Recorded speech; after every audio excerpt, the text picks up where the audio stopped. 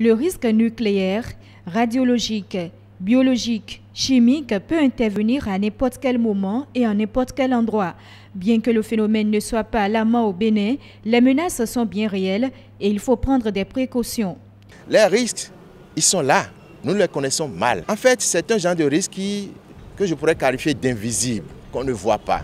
Ces risques-là ne sont pas comme des risques d'inondation où l'on voit qu'il y a de l'eau et que tout le monde est dans l'eau, ou des risques d'incendie où on voit le feu. C'est des risques invisibles mais qui font mal, qui sont très sévères.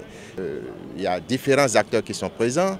Il y a la Croix-Rouge, il y a le ministère de la Santé, il y a le ministère du cadre de vie, il y a le ministère de l'Intérieur, il y a beaucoup d'autres acteurs civils que nous avons invités pour essayer de leur faire comprendre ce que c'est que le risque nucléaire, radiologique, biologique et chimique. Les participants à cette formation vont bénéficier du savoir-faire de l'Organisation internationale de protection civile.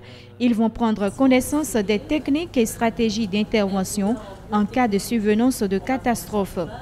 La ville de Cotonou et ses agglomérations environnantes, entendez Aboumé Calavi, c'est mes petits et consorts, concentrent la majeure partie des produits chimiques autres que phytosanitaires importés ou utilisés au Bénin.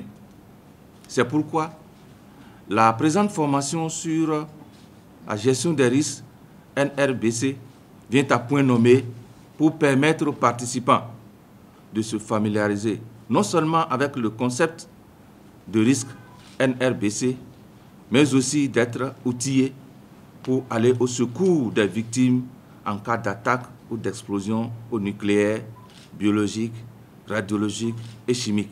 Cette formation appuyée par le ministère de l'Intérieur et de la Sécurité publique constitue un gage de prévention contre toute catastrophe.